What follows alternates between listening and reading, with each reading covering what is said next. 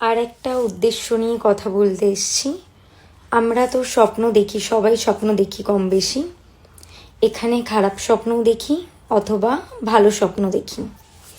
তো এবার বিষয়টা হচ্ছে, ভালো স্বপ্ন দেখতে কিন্তু আমরা সবাই ভালোবাসি, খারাপ স্বপ্ন দেখতে কেউই ভালোবাসি না।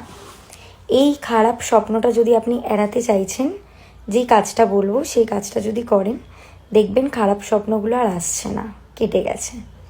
কি করবেন সেটাই এবার বলে দিই।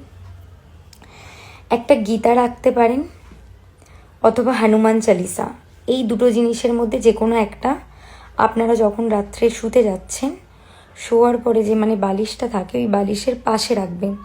শোয়ার পাশে, বালিশের পাশে যে জায়গাটা খালি থাকে সেখানটা রাখবেন। এমনভাবে রাখবেন জিনিসটা, গীতা অথবা হনুমান চালিসাটা এমনভাবেই রাখতে হবে আপনাকে যাতে হাতের চাপা না পড়ে যায় বা চুলের ঘষা না লাগে।